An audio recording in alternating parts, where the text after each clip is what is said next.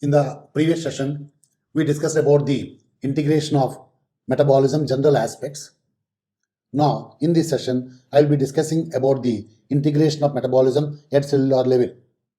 The objective of this session is, at the end of the session, the learner shall be able to describe how carbohydrates, fats, and protein metabolism integrate at cellular level. Let us see the integration. Integration at cellular level, what does it mean? So we know the integration can be at various aspects. One is at the cellular level and another one is at organ level or so tissue level. So in this session, as I said, we are taking up the at the cellular level. Okay, then exactly what it is here. See, when you talk about the integration, it includes the flow of metabolites. What are these metabolites? So they are amino acids from the proteins. So amino acids. Okay, then glucose from the carbohydrates or other monosaccharides. So we write carbohydrates. Okay, then from the fats, it is fatty acids. Fatty acids. Also, so there is a release of glycerol. Okay, from the triacyl glycerol. The flow of these metabolites is taking place between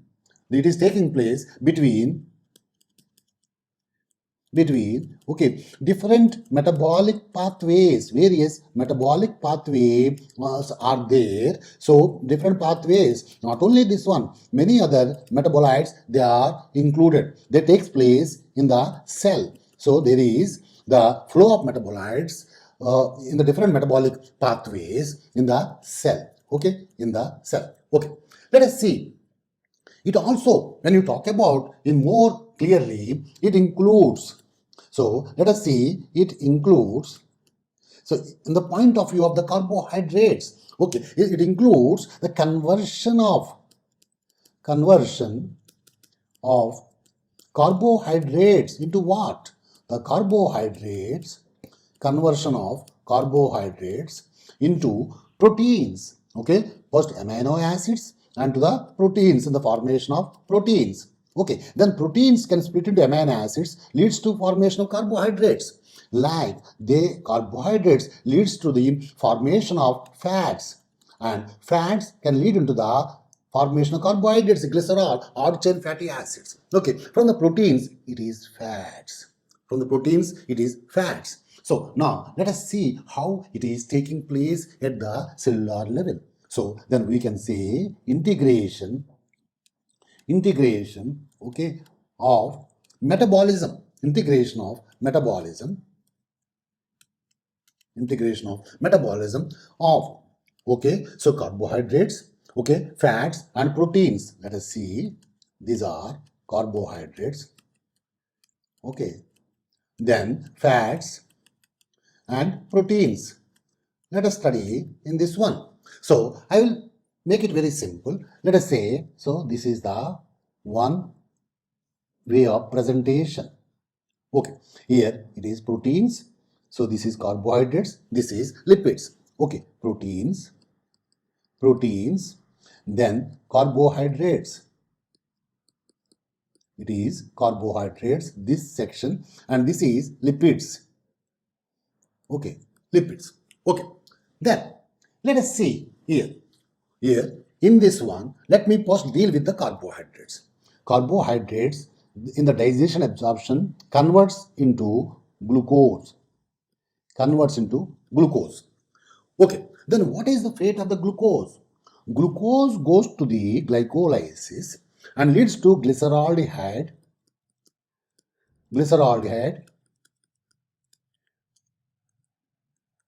okay, glyceraldehyde 3-phosphate. The glyceraldehyde 3-phosphate, through many reactions, is converted to the, okay, phosphoenol pyruvate. Okay, pyruvate. So this phosphoenol pyruvate converts into pyruvate. It converts into pyruvate.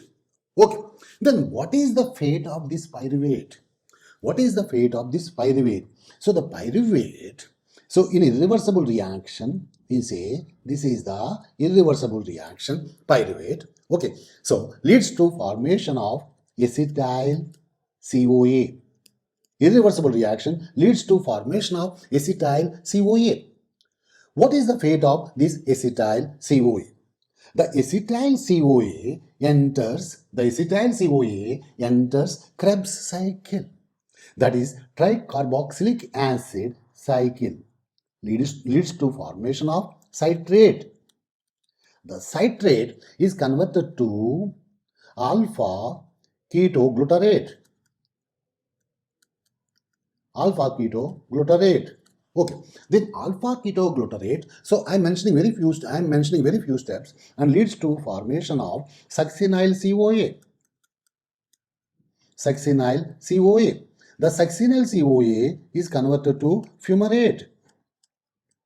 The fumarate is converted to oxaloacetate.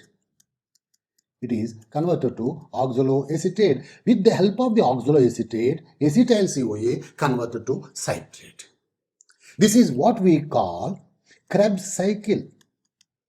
Krebs cycle, this is central pathway, or say tricarboxylic acid cycle.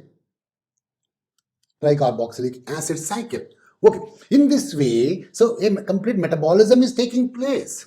Okay, let us see. Then there are intermediates are there in the Krebs cycle. What is the role of these intermediates?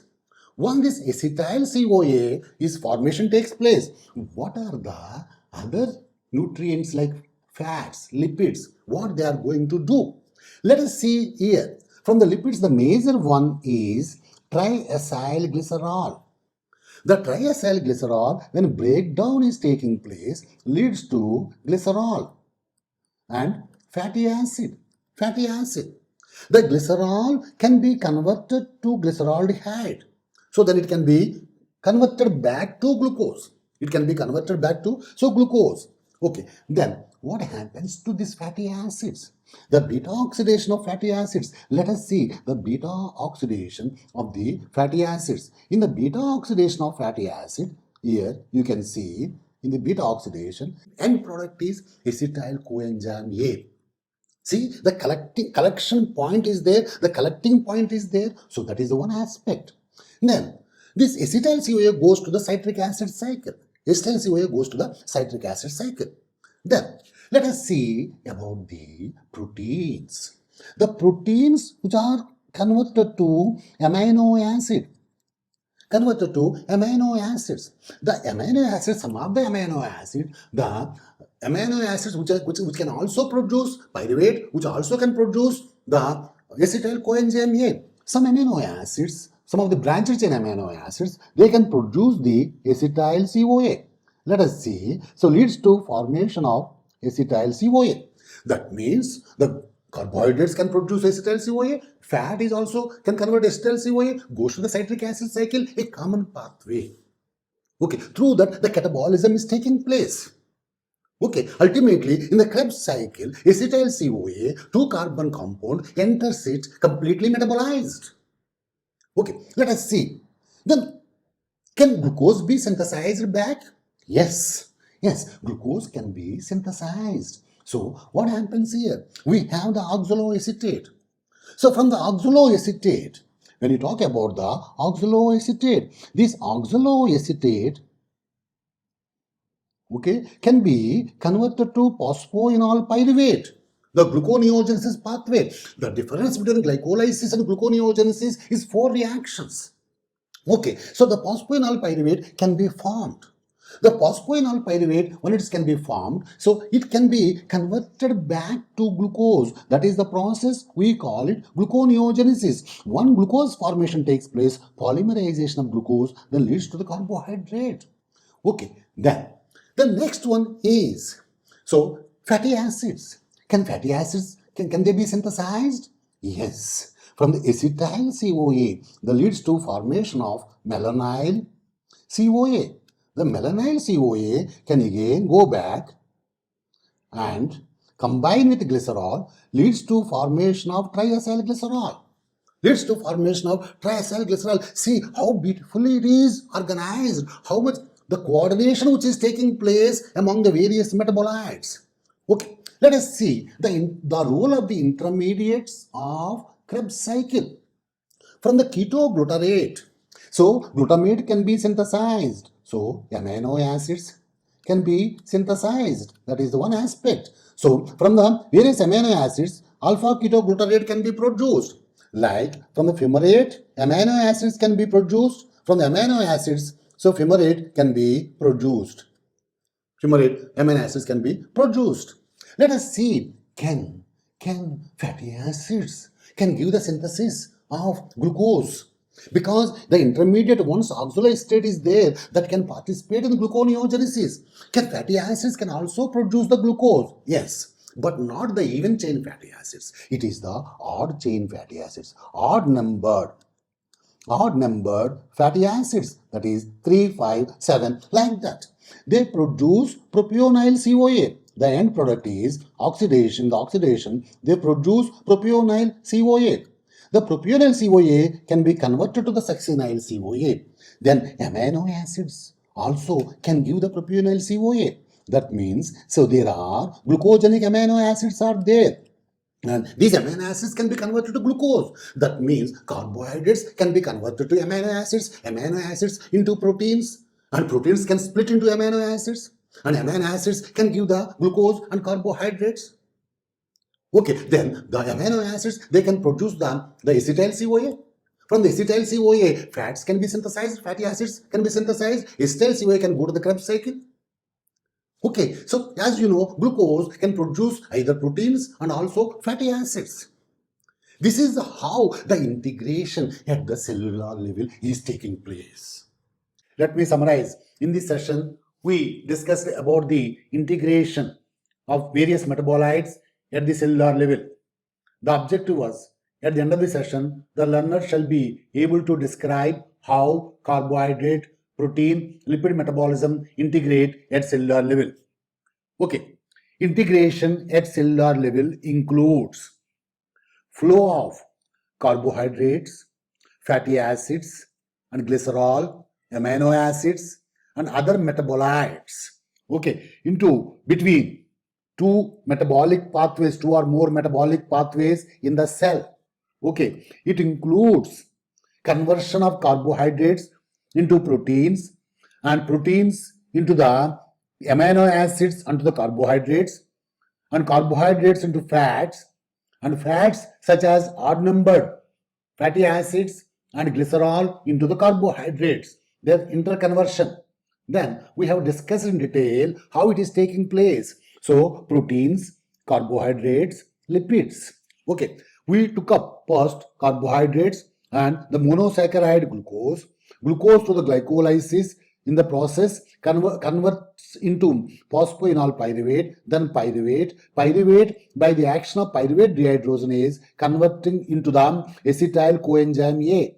The acetyl coenzyme A enters the tricarboxylic acid cycle or Krebs cycle by combining with oxaloacetate, converting it into citric acid. It is also called as citric acid cycle. Citric acid citrate in various steps converts into alpha ketoglutarate into succinyl coenzyme A, then fumarate and oxaloacetate is regenerated. That means acetyl CoA enters the Krebs cycle, two carbons are released and oxaloacetate is formed. Okay, so that is how the complete metabolism is taking place. Then what about the proteins? The proteins, they split into amino acids. These amino acids, some of the amino acids, such as, for example, some branches in amino acids convert into acetyl coenzyme A, form the acetyl coenzyme A that will enter the Krebs cycle also. Then let us talk about the lipids. So where triacylglycerol is the baser one, which split into glycerol and fatty acid, and this glycerol can go to the liver and by the action of glycerokinase, and also it can convert to the glycerol 3 phosphate and also to the glucose. And fatty acids, through the beta oxidation of fatty acids, converts into acetyl CoA, the end product that also enters the tricarboxylic acid cycle. Then, can glucose be synthesized? Yes. Here, the oxaloacetate through gluconeogenesis process can be converted to the phosphoenol pyruvate. It is just reversal of the glycolysis. There are 4 different enzymes are there to the glucose and then carbohydrates. Okay, so there are some glucogenic amino acids are there, both glucogenic, ketogenic amino acids, then those can produce glucose. Suppose when you say the fumarate, intermediate amino acids can be converted to the fumarate, fumarate can be converted to the amino acids. Like alpha ketoglutarate can be converted to the can give rise the amino acids can give rise the alpha ketoglutarate. Can glucose be synthesized from the fatty acids? Not from the even chain fatty acids, though no net synthesis. What about odd numbered fatty acids? Odd numbered fatty acids, the end product is propionyl CoA. It converts into succinyl CoA that can be converted to the fumarate and oxaloacetate that can involve in the gluconeogenesis process. Also, so this fumarate or oxaloacetate, alpha ketoglutarate can give rise to amino acids. These amino acids can be converted back to the proteins. Okay, then what about fatty acids? As I said, the acetyl coenzyme A can give rise to the malonyl coenzyme A. These both can combine, leads to fatty acids. This fatty acid can combine with the glycerol, leads to formation of triacylglycerol, and lipid fats can be synthesized. So this is about the how these 3 metabolites integrate in the cell. Okay, then so this is about the integration of the metabolism at the cellular level. In the next session, we will discuss about the integration of the metabolism at organ or tissue level. We'll take up the various tissues, how they are involved in the metabolic pathways, and what happens in the fed state, and also in the starvation conditions. Okay, thank you very much.